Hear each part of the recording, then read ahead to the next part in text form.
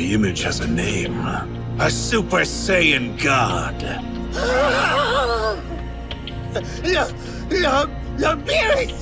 So what can you tell me about the existence of this Super Saiyan God? Regular Super Saiyan, sure. But that's a no on the God stuff, buddy. See, my lord, it's as I suspected. This wasn't a true premonition, it was just a dream, the random thoughts of a sleeping mind. Possibly. Except I'm not the only one who dreamed it. The Oracle Fish saw it as well. Let's ask Prince Vegeta what he knows. Greeting. Now then, tell me something useful about this Super Saiyan God. A Super Saiyan God? Seems letting me down as your kind specialist. Guys, Yamoshi finally came back to life because of Beerus' prophetic dream. And with the help of Super Shenron, Yamoshi is now in the Capsule Corporation fighting the Z Warriors. But what will Lord Beerus' reaction be when he sees that Yamoshi is a woman? Well, let's look at that now, but grab your popcorn and your soda, and let's hit the goal of 1,000 likes so I can bring you the next episode as quickly as possible. Have you done that? So let's start. Yeah, $3! That's exactly what you heard! With $3, you can have full access to my manga in high quality, like Yamoshi as a girl, and of course, the best, Akumo Saga. All this and much more with more than 5 gigs of fan manga access. Patreon and comments!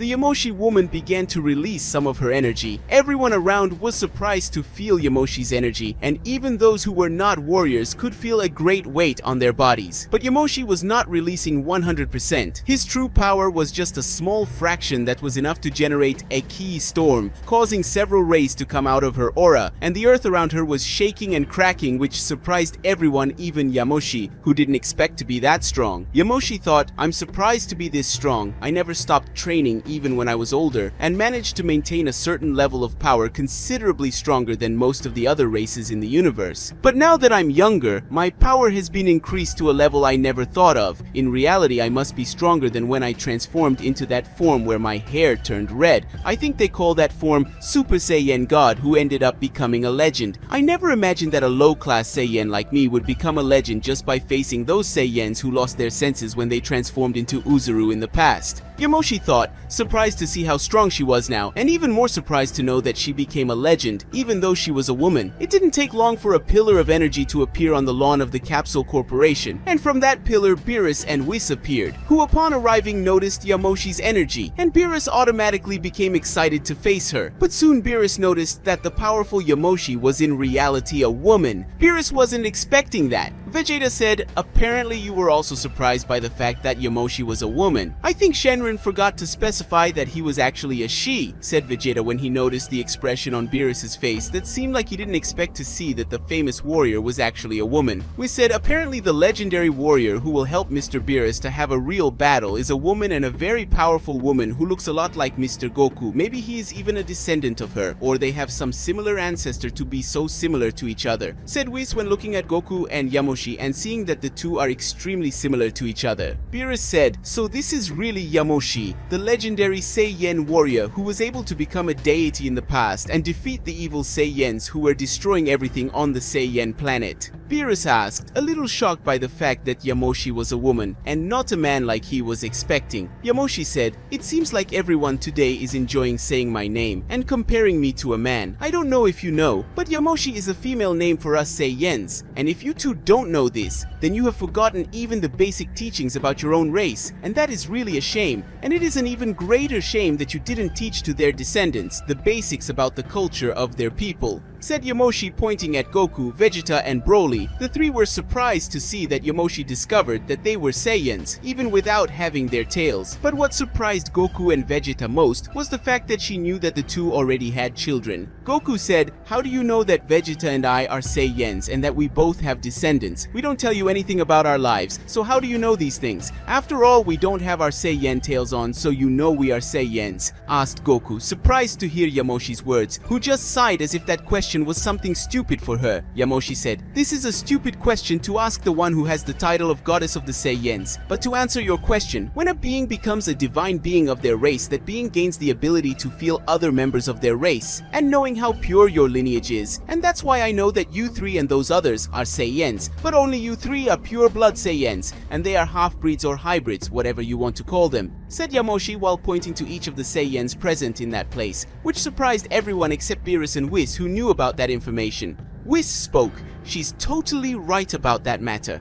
When a mortal becomes a divine being, he gains the ability to recognize any descendant of his race, even if the lineage is very distant, and in his DNA there are almost no traces of that lineage in question. So that is why Yamoshi was able to recognize each one of you, and that's why she knew you were Saiyans," said Whis while looking at the Saiyans who faced the angel. Yamoshi said, "In the past I thought I had gone crazy when I saw an angel on the planet of the Saiyans, but apparently you are a real angel, and you haven't changed anything in the last centuries or millennia," said Yamoshi looking at Whis, who looked at her and smiled as he remembered the past. Whis said, "Really, I never thought that that little girl who said she would overcome all her limits and become a legend would achieve her goal, much less that after many years I would see you again," said Whis, while looking at Yamoshi, who surprised everyone with his speech, especially Beerus, who had no idea that Whis knew Yamoshi. Beerus said, "Did you already know Yamoshi, Whis? Why didn't you say that before?" Beerus asked his angel, who sighed before answering his master's question. Whis said, "Yes, I met her when she was a young Saiyan who was training on the banks of a lake. At that time I was just exploring some planets and collecting some information about some races, but I ended up talking to Yamoshi, but I never got to ask her name, so when they talked about Yamoshi I didn't know who this Yamoshi guy was, but now I realized that that little girl really ended up fulfilling her dream of being the strongest warrior of her race, and from what I can see she became the strongest among the Saiyans of the past and present," Whis said while looking at Yamoshi, who gave a slightly arrogant smile. Yamoshi said, "From what they told me, I was brought back to life to be able to face the god of destruction of this universe called Beerus. If I remember correctly, it must be the purple cat next to the angel, but if you allow me, I would like to face those three Saiyans first. I'm interested in knowing the power level of the last pure members of my race. After all, apparently there are only 4 totally pure Saiyans, and they are all men,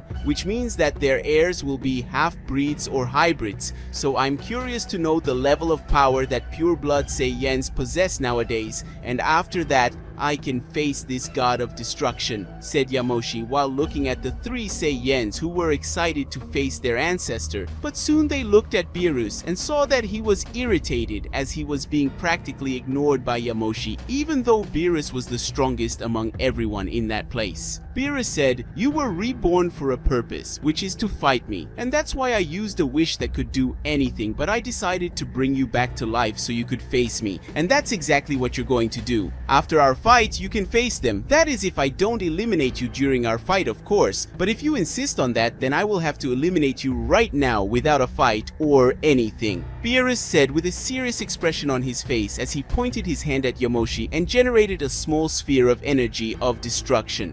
Yamoshi, upon seeing that scene, sighed and began to walk towards Beerus, getting in front of his blow, and with that, she took his fingers and brought them to Beerus's wrist, making him point the sphere of destruction in Yamoshi's face. Yamoshi said, "Don't think that threatening my life will change anything. I've died before and I don't have such a great love for my life to the point of caring about anything. And as I've lived for a long time, I don't have anyone really important in my life for you to threaten. If you want to eliminate me here and now, then do it, because I don't obey anyone and you are not an exception," said Yamoshi, looking at Beerus without caring about that sphere of destruction in front of her, and that surprised everyone with the courage of that Saiyan. Beerus faced the Saiyan and growled, irritated at her audacity, but even though he wanted to end that woman, Beerus lowered his hand and undid the sphere of destruction, because even though he wanted to end Yamoshi, it wouldn't make sense for him to do that at that moment and waste his desire on Super Shenron. Beerus said, "Have fun fighting Goku, Vegeta, and Broly. After fighting them, you will fight me, and be aware that before I just wanted to face you to find out if you are really that strong, but now I will make a point of eliminating you, and when I defeat you, I will eliminate you for sure,"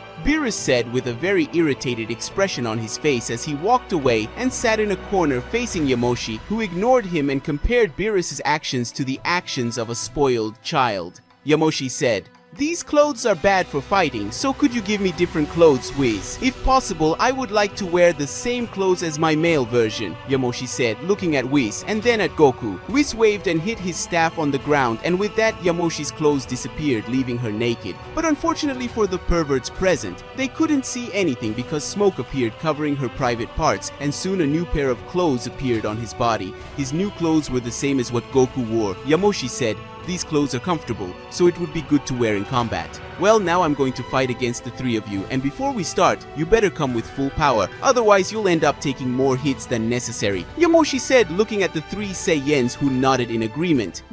Guys, with this we will end today's video. If you want to see the continuation of this incredible story, leave a lot of likes on the video and comment, and don't forget to subscribe to the channel. So see you another day, guys.